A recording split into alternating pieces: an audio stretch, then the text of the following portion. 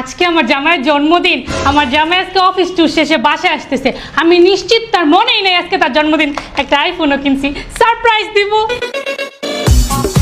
Hello Munni জান, আমি তো বাসায় চলে আসছি। শোনা শোনো, তোমার সাথে এই 2 দিন আমার অফিস ট্যুর যে সুন্দর কাটলো। আমার বউ যে বোকা, ও কোনোদিন টের পাবে আমি কোথায় গেছিলাম। আমি যে তোমার সাথে লুটোপুটো খেলতে গেছিলাম কক্সবাজার। আর জান শোনো, আরে দূর,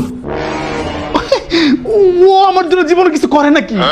ও বার্থডে কিছু মনে রাখে? কিছুই মনে রাখে না। ও একটা কেমন জানি আনরোমান্টিক।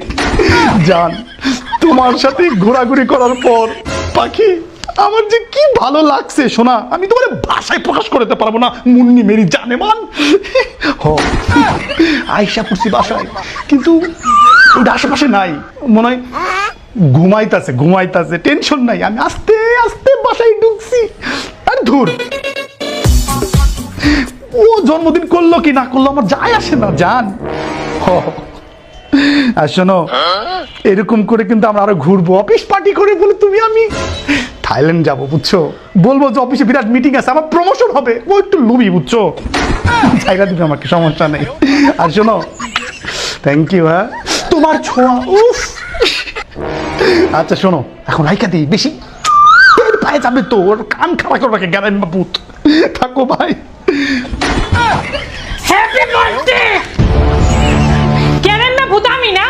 হ্যাঁ, তুই অফিস টুরে গেছিলি, তোর লেগে আইফোন নিয়ে গেছিলাম, ফুল আনছিলাম। আমি জন্মদিনে কিছু বুঝি না না, তোর জন্য আজকে কত কিছু সারপ্রাইজ রেডি করছিলাম। আসলে তোদের মতো স্বামী না বাসায় বউ রেখা বাইরে এরকমই করে। আর কোনোদিন তোদের মতো স্বামীকে বিশ্বাস করা উচিত না। তুই আর কোনোদিন কোথাও যাইতে চাইবি না? কি যাইতে চাইবি?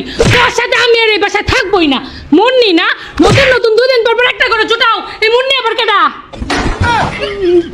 মুন্নি কেউ না, আমি মুন্নি বলে মুন্না বলছি। অনেক আশা করছিলাম অফিস ট্যুর থেকে আসছে। ভগবান আমারে, আজকে আমরা লং ড্রাইভে যাবো, টেবিল বুক দিছি, রেস্টুরেন্টে লাঞ্চ করবো।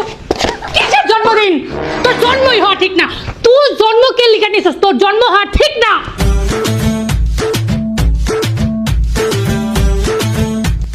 দেখ,